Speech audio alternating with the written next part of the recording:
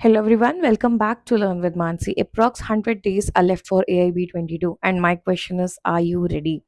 अगर चैनल पे नए हो तो सब्सक्राइब कर लेना because this video is going to be very very helpful for you. अगर आप एक नए स्टूडेंट हो, करंटली लॉ कर रहे हो और एआईबी के बारे में कुछ नहीं जानते, स्कूल में हो या एआईबी 22 देने वाले हो तो सबसे ज़्यादा आपके लिए इंपॉर्टेंट है। इसे एंड तक ज़रूर देखना। I truly have a surprise for you. Time stamp add कर दिए हैं ताकि कहीं पर स्किप करने का मूड भी हो, आगे कुछ जानने का मन हो तो आप जाके देख सकते हो। प्लीज़ प्लीज़ प्लीज़ पूरा देखना। Trust me, it's going to be very helpful for you. चलो आगे बढ़ते हैं। ऑल इंडिया बार एग्जामिनेशन की अगर बात करें, एआईबी होता क्या है?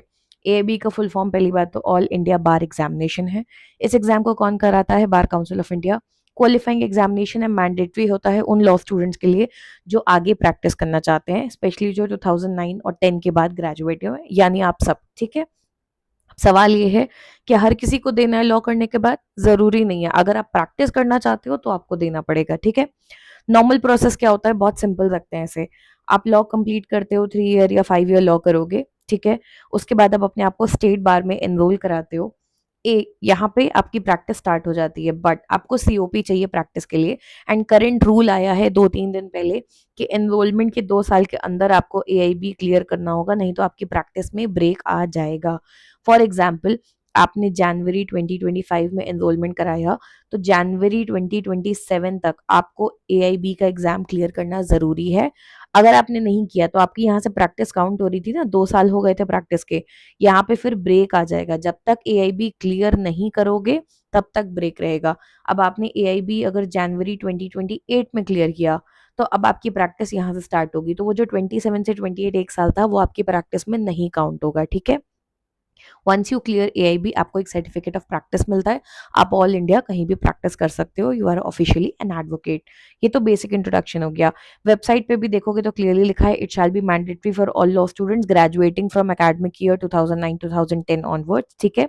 बेसिक सी बात है, कहाँ कौन सा सेक्शन है ये आप पढ़ सकते हो। ठीक है। पहले एनरोल कराना होता है एज एन एडवोकेट। आपको एक सर्टिफिकेट ऑफ प्रैक्टिस मिलता है एग्जाम क्लियर करने पे, जिसके बाद आप एलिजिबल होते हो, इंडिया में किसी भी कोर्ट में प्रैक्टिस कर सकते हो। कौन कराता है exam? Bar council of India. कितनी बार कराता है? साल में 2 बार। एक साइकिल होती है मई जून में एंड एक साइकिल होती है नवंबर दिसंबर की, जैसे अपकमिंग साइकिल नवंबर दिसंबर में। ठीक है। इसके बाद क्यों होता है? To assess basic level of knowledge. ठीक है। एक मिनिमम बेंचमार्क सेट करने के लिए कि हर कोई प्रैक्टिस करने ना चलाए। ठीक है। जो भी क्लियर कर लेते हैं they can attend court hearings in any tribunal, court and administrative body. Multiple choice paper होता है, ऑफलाइन मोड में होता है। यहाँ 3.5 लिखा है, एक्चुअली 3 आवर पेपर होता है। ठीक है। पुराना है क्योंकि ये लिखा हुआ। अगर आप फाइनल ईयर के स्टूडेंट हो, अंडरटेकिंग देके देख सकते हो। उसको मन हो पॉज करके पढ़ लो, अदरवाइज मैं आगे इसे डिटेल में समझा रही हूँ। ध्यान से सुन लेना, कौन पेपर दे सकता है कौन नहीं, कैसे प्रिपेयर करना है, हम सब बात करेंगे। एलिजिबिलिटी की बात करें तो देखो, या तो आप 3 ईयर लॉ के स्टूडेंट हो गए, यानी आपने पहले ग्रेजुएशन की होगी, फिर आप 3 ईयर लॉ करने आए हो, या फिर आप डायरेक्टली 5 ईयर बीए एलएलबी कर रहे हो। ठीक है। ईदर वे, अगर आप फाइनल सेमेस्टर के स्टूडेंट हैं, डज नॉट मैटर किस में, यानी अगर 3 ईयर में हो तो 6 सेमेस्टर में हो, और 5 ईयर लॉ कर रहे हो तो 10th सेमेस्टर में हो, तो आप ये एग्जाम दे सकते हो। कंडीशंस हैं। एक कंडीशन तो ये है कि आपका कॉलेज और university bar council of India recognized होना चाहिए। तो प्लीज ऑनलाइन जाके वेबसाइट पे जाके चेक करना बार काउंसिल की कि क्या आपका कॉलेज उस लिस्ट में है कि नहीं। तो इट डज नॉट मैटर कितनी फीस देके कहाँ लॉ कर रहे हो, अगर वो बीसीआई रिकॉग्नाइज कॉलेज नहीं है तो एलिजिबिलिटी नहीं होगी, प्लस आपकी डिग्री की वैल्यू भी नहीं होगी। ठीक है। तो फाइनल सेमेस्टर स्टूडेंट हो ऐसे कॉलेज के, ठीक, पर उसमें एक कंडीशन है कि प्रीवियस किसी सेमेस्टर का कोई बैकलॉग नहीं होना चाहिए, यानी कि पहले किसी सेमेस्टर की कोई बैक या फेल पेपर नहीं होना चाहिए आपका। अगर ऐसा है तो आप एग्जाम दे सकते हो, एक अंडरटेकिंग दिया होता है उसको भरते हुए। आगे कैसे होगा मैं बता दूंगी। अगर आप 3 to 5 ईयर लॉ जो भी कर रहे हो, उसकी ग्रेजुएशन आपकी पूरी हो चुकी है। ये मोस्टली उनके लिए होता है जो मई जून साइकिल में एग्जाम दे रहे होते हैं। ठीक है। क्योंकि ये लास्ट सेमेस्टर वाले भी ज्यादातर वही होते हैं, एंड जिनका रिसेंटली लॉ खत्म हुआ है, मे बी रिजल्ट नहीं आया है अभी तक। ठीक है। तो रिजल्ट नहीं आया है तो ऑब्वियसली उनके पास बार का एनरोलमेंट भी नहीं है, वो भी एग्जाम दे सकते हैं अंडरटेकिंग भर के। मान लो आपका रिजल्ट आ गया है बट डिग्री नहीं आई है, प्रोविजनल भी नहीं मिली है, एंड बार एनरोलमेंट नहीं कराया है, बेसिक सी बात है। या चलो ग्रेजुएशन आपकी जून 2025 में खत्म हुई थी, आप एग्जाम जून 26 में दे रहे हो। ठीक है। तो आपका डिग्री लॉ हो चुका है, डिग्री आ चुकी है, पर आपने बार एनरोलमेंट नहीं कराया है। ईदर वे आप एग्जाम दे सकते हो। तो सेइंग दिस इन शॉर्ट, अगर फाइनल सेमेस्टर के स्टूडेंट हो एग्जाम दे सकते हो अंडरटेकिंग फॉर्म भर के, ग्रेजुएट हो चुके हो चाहे रिजल्ट का वेट कर रहे हो या रिजल्ट आ चुका है, इधर वे एग्जाम दे सकते हो, बार एनरोलमेंट नहीं है तो भी दे सकते हो, ठीक है। इन इन केसेस में अंडरटेकिंग का फॉर्म भरना होता है। अगर आप लॉ कर चुके हो और बार एनरोलमेंट भी कर चुके हो, ऑब्वियसली एग्जाम दे सकते हो। अगर अपना एनरोलमेंट सरेंडर कर दिया था दोबारा फिर दे सकते हो, नॉट एन इशू, ठीक है। प्रोसेस क्या होता है ये भी बता दूं, आपको अंडरटेकिंग इसलिए भरवाई जाती है कि एक बार रिजल्ट आएगा ना तो आपको अपना एनरोलमेंट जल्द से जल्द करा के उसको अपलोड करना होता है साइट पे। हम आगे उस बारे में बात करेंगे। एनरोलमेंट होता क्या है और क्या स्टेट बार एनरोलमेंट कंपलसरी है, तो देखो कुछ बेसिक टर्म समझ लो। BCI bar council of India एक नेशनल रेगुलेटरी बॉडी है। स्टेट बार काउंसिल क्या है, स्टेट लेवल पे काउंसिल्स होते हैं जो आपके मैटर्स को डील करते हैं, जैसे एडवोकेट का एनरोलमेंट की आप यहाँ के मेंबर बनते हो। इसको बार एसोसिएशन से कंफ्यूज मत करना, ये एडवोकेट्स का अपना एसोसिएशन होता है bar association, but state bar council state level पे एक काउंसिल है जो एडवोकेट्स की बेसिकली लिस्ट मेंटेन रखती है, कौन एडवोकेट है कौन नहीं है, एक आपका एनरोलमेंट मेंबरशिप देती है एक तरीके से आपको, ठीक है। तो एलएलबी की डिग्री जो है आपकी वो एक एकेडमिक क्वालिफिकेशन है, पढ़ाई लिखाई की। एनरोलमेंट आपको ऑफिशियली प्रोफेशनली मेंबर बनाती है, एक एडवोकेट रोल में आपका नाम ऐड कर देती है स्टेट बार लेवल पे। आप जिस स्टेट में हो आप वहां पे एनरोल कर सकते हो। तो एनरोल कराना कंपलसरी है, बट इस बात को आप ध्यान से सुनना, आप एग्जाम बिना एनरोलमेंट के दे सकते हो लेकिन एनरोलमेंट कंपलसरी है। क्यों? आप लॉ करो, एनरोलमेंट कराओ, एआईबी दो, certificate of practice low, that is the normal routine. अब पहले ना अलाउड भी नहीं होता था, पहले फाइनल ईयर के स्टूडेंट पेपर नहीं दे सकते थे और आप बिना एनरोलमेंट के भी नहीं दे सकते थे।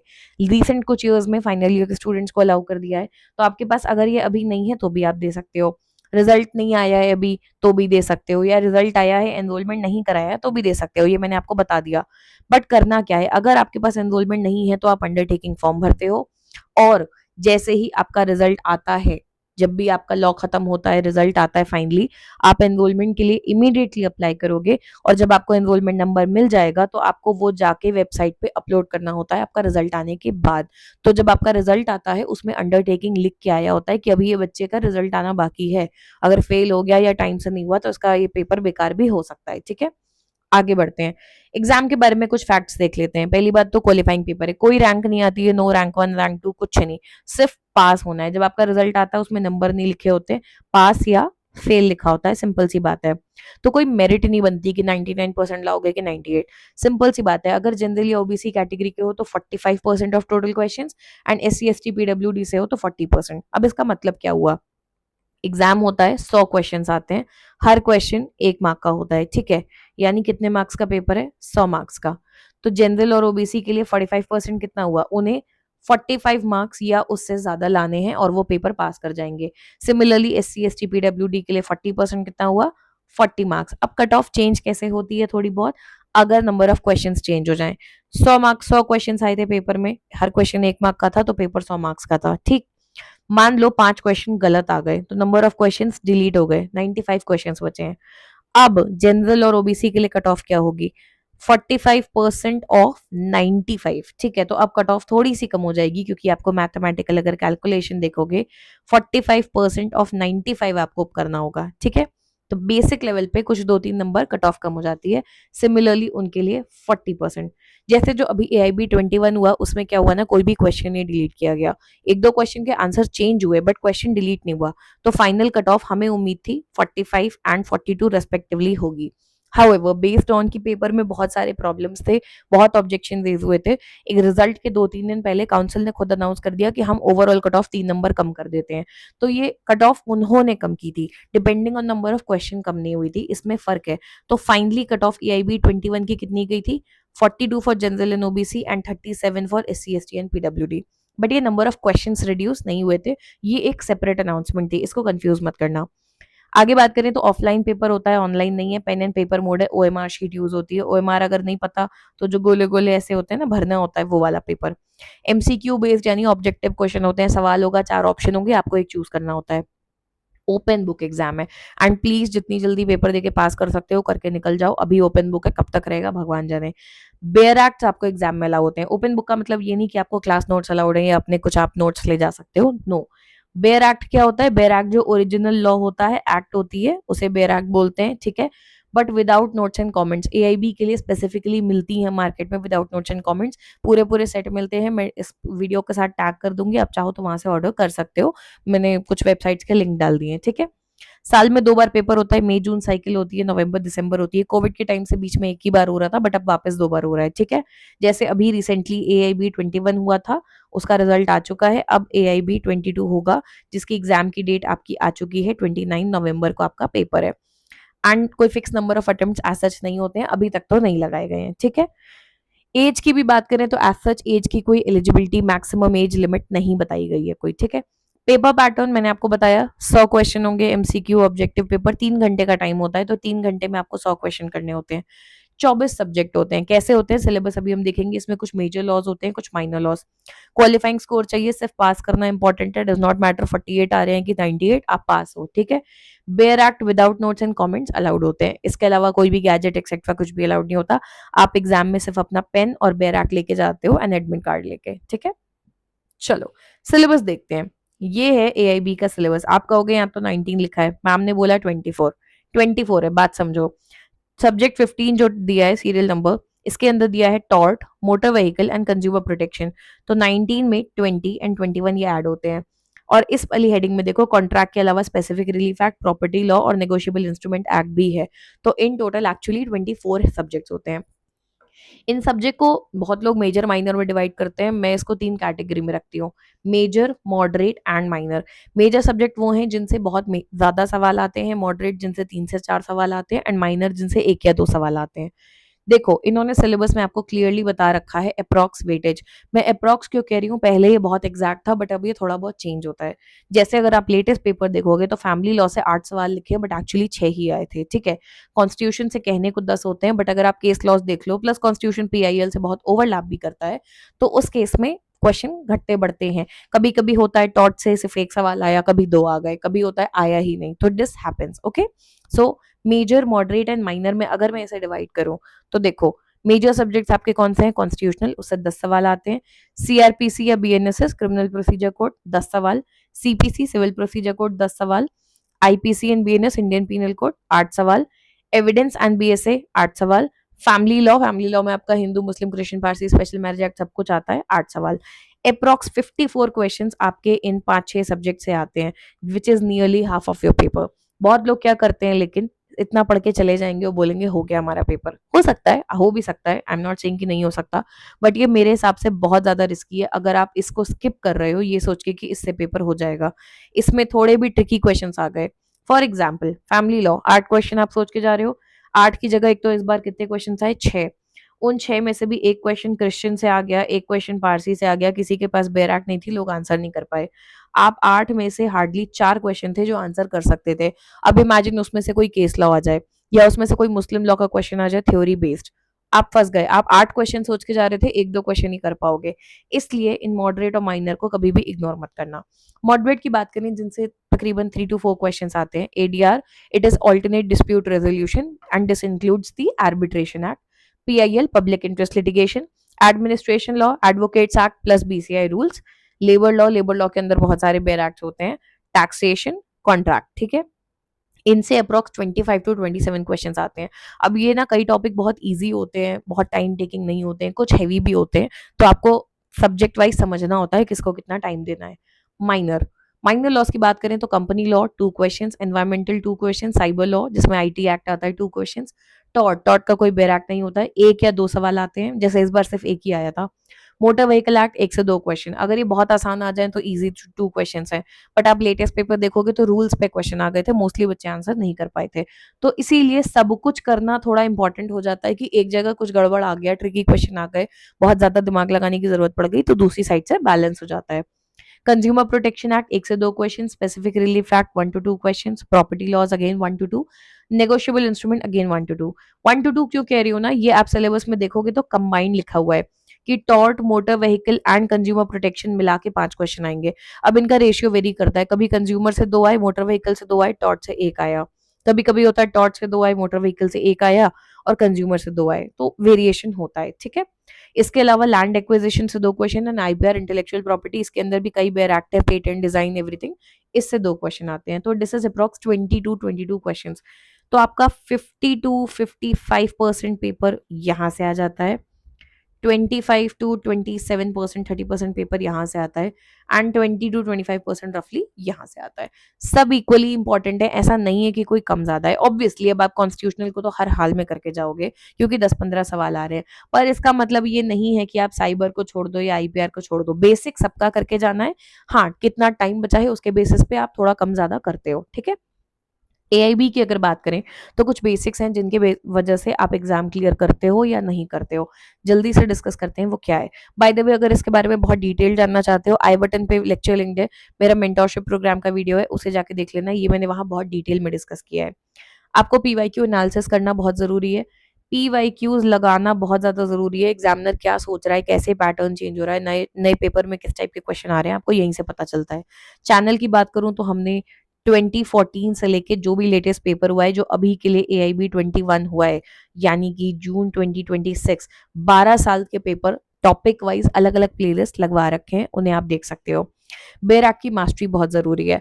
आपको बेरैक में इंडेक्स पता होना चाहिए, भले ओपन बुक है पर एग्जाम में जाके खोलोगे किताब तो दिक्कत हो जाएगी, ठीक है। आपको पता होना चाहिए कहाँ पे क्या है। फॉर एग्जाम्पल, अगर कोई पेटेंट से रिलेटेड क्वेश्चन है, वर्ड टू वर्ड नहीं लिखा है बट कॉपीराइट की बात हो रही है, आपको पता होना चाहिए किस बेरैक में जाके देखना है, राइट। या मैरिज की बात हो रही है तो आप पढ़ के समझ पाओ कि हिंदू मैरिज एक्ट में जाना है कि एडॉप्शन में जाना है, किस टाइप का टॉपिक है, ठीक है। बेरैक की मास्टरी बहुत जरूरी है। कई बार बच्चे पहचान ही नहीं पाते कि किस बेरैक में जाना है। शॉर्ट में कुछ टॉपिक्स के लिए बेरैक की रैपिड रिवीजन सीरीज मेरे चैनल पे ऑलरेडी अवेलेबल है। फॉर AIB 22 स्पेसिफिकली हम डिटेल में भी इसे करेंगे। Next is conceptual clarity. अब कंसेप्चुअल क्वेश्चन भी आने लगे हैं डायरेक्ट क्वेश्चंस के अलावा। जब आप पीवाईक्यूज देखोगे रिसेंट ईयर्स के तो आपको समझ में आएगा कि अब वो आपको सिर्फ ये नहीं है कि सेक्शन 5 किस बारे में बात करता है, गए पढ़े टिक कर दिया और आगे बढ़ गए। अब वो उस नॉलेज के एप्लीकेशन पे भी क्वेश्चन पूछ रहे हैं। फॉर एग्जाम्पल, कॉन्स्टिट्यूशन में आप आर्टिकल 32 पढ़ते हो, रेमेडीज पढ़ते हो, ठीक है। आप पढ़ते हो कि फंडामेंटल राइट वायलेट होता है तो आप जा सकते हो, एक्सेट्रा। आपने केशवानंद भारती केस लॉ में पढ़ा है, basic structure doctrine, etcetera. Direct इन पे क्वेश्चन ना देखे, इनकी एप्लीकेशन को पूछ सकते हैं, आपको एक सिचुएशन दे सकते हैं कि इस केस में क्या होगा। तो अगर आपको कंसेप्चुअल क्लैरिटी होगी तो आप कर पाओगे। टाइम मैनेजमेंट बहुत ज्यादा इंपॉर्टेंट है। So many students came to me last time जिन्होंने 1 नंबर, 2 नंबर या 5 नंबर से पेपर मिस किया है। ऐसा नहीं है कि उन्हें आता नहीं था, प्रॉब्लम यह है कि वो 3 घंटे में 100 क्वेश्चन का जो उनका एक वो था कि उन्हें 40 नहीं, actually I would say 50-60 question safely करने थे। टाइम मैनेजमेंट नहीं कर पा रहे थे। अगर उनको बेरैक की मास्टरी थी तो एक क्वेश्चन जिसका आंसर 1 मिनट में मिलना चाहिए था, उन्हें 10 मिनट में मिल रहा था क्योंकि प्रैक्टिस नहीं थी। एंड इसी से लिंक है रेगुलर प्रैक्टिस। प्रैक्टिस करोगे तभी स्पीड आएगी। अब कुछ चीजें जो अपने आपको जरूरत होती है कि आप मिस्टेक कहाँ कर रहे हो, उसके एनालिसिस आपको मिले, आपका कॉन्फिडेंस बना रहे, क्वेश्चंस लगा के कंसिस्टेंसी से पढ़ाई करो। लास्ट के 15 दिन पढ़ने बैठोगे तो हमेशा प्रॉब्लम आएगी या पैनिक रहेगा। शुरू से पढ़ाई करो। एंड डाउट रेजोल्यूशन, की कोई डाउट आ रहा है तो उसको इमीडिएट सॉल्व कर सके। I am coming up with my own mentorship program this time. AIB 20 and 21 में बहुत सारे बच्चे मेरे चैनल को यूज करके सिलेक्ट हुए थे and I am so thankful that they chose me for their journey. Way many many thank you. And उनके कमेंट्स, उनके मैसेजेस आज भी मेरे पास सब सेव्ड हैं and it was such a sweet journey, ठीक है। तो इन 2 एग्जाम्स के बाद बेस्ड ऑन फ्यू डिमांड, कई बच्चों ने रिक्वेस्ट किया कि मैम आप पर्सनली हेल्प करो। I am coming up with my own mentorship program. मैं इसमें सिर्फ 20 बच्चे सेलेक्ट करूंगी, उससे ज्यादा नहीं, जिन्हें मैं पर्सनली गाइड करूंगी वन ऑन वन, ठीक है, कि कैसे आपको क्या करना है। I am coming up with this learn with Mansi mentorship program for the November 2026 exam. आपका एग्जाम 29 नवंबर को है, ठीक है। मेंटोरशिप प्रोग्राम की बात करें तो इसमें क्या होगा, पर्सनलाइज स्टडी प्लान। आप चाहो तो एक सर्टेन PDF के फॉर्म में मिल ही जाएगा, बट बेसिकली डिपेंडिंग ऑन कि आप जॉब करते हो, कॉलेज जाते हो, नौकरी कर रहे हो, कितने घंटे पढ़ाई के आपके पास, घर संभालते हो, फ्री हो, स्टूडेंट हो, क्या है, और आपकी करंट प्रिपरेशन लेवल कैसी है, उस बेसिस पे आपको गाइड करते हुए आपको प्रिपेयर कराया जाएगा। डेली अकाउंटेबिलिटी, जो बच्चे ऑलरेडी मेरे साथ काम कर रहे हैं, दे नो दिस एंड मतलब वो अच्छा खासा पढ़ भी रहे हैं। एवरीडे ट्रैकर है, मॉर्निंग एंड नाइट एक बार अपडेट तो हर हाल में होता है कि आपने कितना पढ़ा, क्या किया। I give them daily targets. मैं रेगुलर उनसे टच में हूँ, वॉइस नोट्स पे, मैसेजेस में, ऑन कॉल। एंड जब जरूरत है they can send me a doubt screenshot and I resolve it within 24 hours. Progress check होता है, कितना पढ़ लिया, कितना कर रहे हो, टाइम टू टाइम उनके डाउट क्लियरेंस होते हैं। एंड एक अकाउंटेबिलिटी है, उनको डेली किसी को बताना पड़ रहा है कि कितना पढ़ा, तो वो ऐसा नहीं है कि हवा में चल रहा है प्लान, ठीक है। वीकली गाइडेंस, हफ्ते भर में वी रिव्यू दे परफॉर्मेंस, कैसी पढ़ाई चल रही है, क्या हो रहा है, कोर्स करेक्शन, कितना स्लो जा रहे हैं, तेज जा रहे हैं, कहाँ पे इंप्रूव करने की जरूरत है, स्ट्रैटेजी सेशन, उनका कौन सा स्ट्रॉन्ग पॉइंट है, कौन सा सब्जेक्ट उनको प्रॉब्लमेटिक लग रहे हैं, etcetera, and doubt session. And you have doubt support, ये तो मतलब I can vouch for this की सब्जेक्ट बेस्ड हो, एग्जाम से रिलेटेड हो, बेरैक से रिलेटेड हो या प्लानिंग से related, I am there available. इसके अलावा इसका पार्ट होगा एक test series, 5 full end test हम करेंगे अक्टूबर के अराउंड, जिनका डिटेल सोल्यूशन भी मिलेगा उन्हें एंड पूरी एनालिसिस एंड गाइडेंस होगी। This will help them in with their time management practice and उन्हें समझ में आएगा कि उनकी प्रिपरेशन कैसी चल रही है। It's a small batch as I said, just 20 people, I am not taking more than that, बहुत एक्सटेंड हुआ तो 25, नॉट मोर देन दैट, ताकि मैं इंडिविजुअल अटेंशन दे सकूं, पर्सनल गाइडेंस प्रॉपरली दे सकूं और आपकी प्रिपरेशन के हिसाब से सोल्यूशन ले सकूं। तो यहाँ कोई बैच नहीं भरे जा रहे हैं, जितने बच्चे हैं उस हिसाब से काम होगा, ठीक है। किसको ज्वाइन करना चाहिए? फर्स्ट टाइम दे रहे हो, एक बार में दे के निकल जाओ, इसलिए क्यों? 4,000 रुपए का फॉर्म भरते हो, आगे पता नहीं क्या होगा, एनरोलमेंट की फीस बढ़ाने की बात हो रही है, 20-22 हजार, कल को क्लोज बुक हो गया तो परेशान हो जाओगे। पेपर क्लियर करो, आगे निकलते जाओ, एक बार में करो और आगे बढ़ो। वर्किंग प्रोफेशनल है, टाइम कम है, they don't have time to analyse and think कि क्या पढ़ना है कितना नहीं, they need someone to keep a check on them, जिसका रिलेशन इससे है, डिसिप्लिन, अकाउंटेबिलिटी एंड कंसिस्टेंसी। जब कोई 8 घंटे नौकरी करके आता है ना, उसका मन नहीं करता 2 घंटे पढ़ने का, बट जब कोई सर पे खड़ा होता है ना कि तुम्हें आज ये टारगेट पूरा करना है, रात तक मुझे अपडेट देना है हर हाल में, तब वो बच्चा काम करता है। It's just like school days, you know, and we love working that way most of the times, ठीक है। अकाउंटेबिलिटी सबको बहुत पसंद आती है। वो स्टूडेंट जो पहले फेल कर चुके हैं उन्हें तो हर हाल में करना चाहिए मेरे हिसाब से, क्योंकि कुछ तो है जो आप गड़बड़ कर रहे हो, ये इतना हैवी पेपर नहीं है कि आप इसमें इतनी स्मूथली फेल कर जाओ। तो अगर एक बार या 2 बार फेल कर रहे हो ना, then you need that guidance कि आप इस साइकिल में बार बार मत फंसो, ठीक है। एंड कोई भी स्टूडेंट जो टाइम मैनेजमेंट से स्ट्रगल कर रहा है, आप एआईबी इसलिए नहीं फेल होते कि रिसोर्सेज की कमी है, रिसोर्सेज इतना ऑनलाइन यूट्यूब फ्री में पड़ा हुआ है ना, मेरे अपने चैनल पे देखो, पीवाईक्यू की सीरीज है, बेरैक की सीरीज आधी है, आधी मैं करवा रही हूँ, केस लॉबी आधे हैं, आधे मैं करवा रही हूँ, रिसोर्सेज की कोई कमी नहीं है, मेरे पे नहीं होगा तो किसी और के चैनल पे मिल जाएगा, हजारों चैनल है। प्रॉब्लम कहाँ आती है? कोई प्लान नहीं है, कंसिस्टेंसी नहीं है, डेली पढ़ाई नहीं होती है, लास्ट के 15 दिन जागते हो, कोई रिविजन नहीं है, कोई अकाउंटेबिलिटी नहीं, नजर रखने वाला कोई है नहीं, पढ़ाई हो रही है नहीं हो रही है, सोचोगे कल करेंगे, एंड में वो बैकलॉग बन जाता है। तो कंटेंट सबके लिए फ्री है, चैनल पे पढ़ा है, जिसको देख के पढ़ना है पढ़ लो, तुम्हें लगता है तुम खुद से बहुत बढ़िया कर सकते हो, बिंदास पढ़ो, कोई टेंशन नहीं। मेंबरशिप किन के लिए है? It is to help you to implement that knowledge, क्योंकि सिर्फ वीडियो पढ़ाई कैसे यूज करना है, किस तरीके से स्ट्रैटेजाइज करना है, कितने टाइम में करना है, कितनी स्मार्टली करना है, किस सब्जेक्ट को कितना वेटेज देना है, मैंने आपको इतनी डिटेल में पीछे सब्जेक्ट बताए हैं, मेजर माइनर सब। अब हर सब्जेक्ट को कितना टाइम देना है, किसको कितना नहीं देना है, कहाँ क्या कितना क्या इवेल्युएशन, वो सब आपके लिए फिर मैं करके बताऊंगी मेंटोरशिप में, ठीक है। और पूरा सर पे खड़े होकर काम करवाया जाएगा, ठीक है। तो personalise plan, regular accountability, focus guidance and continuous support. Content free है, गाइडेंस पर्सनल है, लेक्चर्स फ्री पढ़े हैं, सब पढ़ा है, देख लो जो देखना है। मेरी गाइडेंस वो फ्री नहीं है, वो पर्सनल है, वो मैं आपको 1-on-1 दूंगी। बेसिक गाइडेंस तो खैर सबके लिए जो मैं वीडियो बना रही हूँ, बट मेंटोरशिप ऑफिशियली 10 अगस्त लिखा है, बट आप कभी भी ज्वाइन करोगे, अगर सीट खाली हुई तो मैं आपको ले लूंगी। आप मुझे अक्टूबर में भी कॉन्टैक्ट करो, if I have a seat I will enrol you, if I don't then it's okay. But officially हम 10 से स्टार्ट कर रहे हैं। एक्चुअली जो मेरे साथ एनरोल्ड हैं वो 3 अगस्त से पढ़ रहे हैं, एक हफ्ता हो चुका है, वो 3-4 सब्जेक्ट कवर भी कर चुके हैं। पहले 10 स्टूडेंट के लिए द कॉस्ट इज 1500, मैं फर्स्ट टाइम ये कर रही हूँ, so I am keeping it minimal. इसमें बहुत लिमिटेड सीट्स बची हुई हैं, एंड अगले 10 जो आएंगे, स्टूडेंट नंबर 11 to 20, उनके लिए ये कॉस्ट 1999 यानी 2,000 रुपये होगी। तो 1,500 है पहले 10 के लिए, उसके बाद है 2,000, ठीक है। बेस्ड ऑन आप कब ज्वाइन करते हो, आपकी फोकस एंड स्ट्रैटेजी अडेप्ट की जाएगी।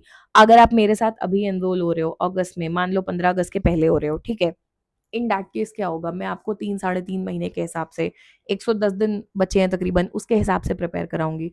पर अगर आप मेरे पास सितंबर में आओगे, आपके पास टाइम कम है, या अक्टूबर में आओगे तो 2 महीने है, 60 दिन है, तो फिर कुछ होगा, कुछ टॉपिक छोड़े जाएंगे कि इन पे तुम टाइम मत दो, कुछ टॉपिक पे ज्यादा ध्यान दिया जाएगा, कुछ जगह सिर्फ पीवाईक्यूज लगाए जाएंगे। वो एनालिसिस मैं आपको करके बताऊंगी, डिपेंडिंग ऑन कि आप कितने पानी में हो, ठीक है। अभी देखोगे तो 110 दिन बचे हैं, आज 11 अगस्त है, 110 दिन बचे हैं, एक्चुअली नहीं, आपके पास 110 दिन नहीं है। अभी बीच में आएगा दशहरा, फिर आएगी दिवाली, अभी अगस्त में ही आएगी राखी, किसी का कोई और त्योहार आएगा, कोई करवा चौथ करेगा, कोई तीज करेगा बैठ के।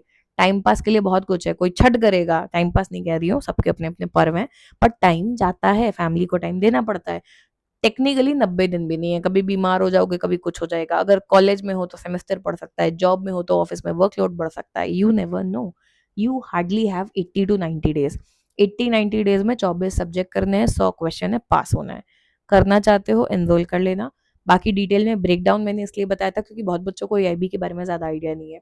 And if you want a separate video on syllabus breakdown detail में, कौन सा सब्जेक्ट कितना क्या क्या पढ़ना होता है एक्सेट्रा, कमेंट करना, लाइक करना, हाइप करना, and I will come up with one. ठीक है, thank you and keep watching. Channel subscribe कर लेना, कोई भी अपडेट होगी आपको मिल जाएगी। टेलीग्राम ज्वाइन कर लेना। एंड यस, अगर मेंटोरशिप में इंटरेस्टेड हो तो पिंड कमेंट में टेलीग्राम चैनल का लिंक दिया हुआ है। Drop me a message either on the learn with Mansi group या फिर मुझे मेरी पर्सनल चैट पे, जब आप टेलीग्राम पे जाओगे लर्न विद मानसी ग्रुप आपको खोलोगे, या तो आप डायरेक्टली उसमें मैसेज डाल दो एंड मैं आपको खुद पर्सनली मैसेज कर दूंगी। नहीं तो आप मेरा जो नाम दिख रहा है आपको लर्न विद मानसी, उस पर क्लिक करो और मुझे पर्सनली मैसेज कर दो। ठीक है, नहीं तो यहाँ वीडियो में कमेंट कर देना, मैं आपको रिप्लाई करके बता दूंगी। ठीक है, बट टेलीग्राम पे ही mostly I am coordinating, so it's better that we connect there. Okay, बाकी बहुत लोग हैं जो कमेंट करते हैं बट फिर वहां फॉलो अप नहीं करते हैं, तो भाई देख लो अपने हिसाब से। ठीक है, चलो, थैंक यू, बाय बाय।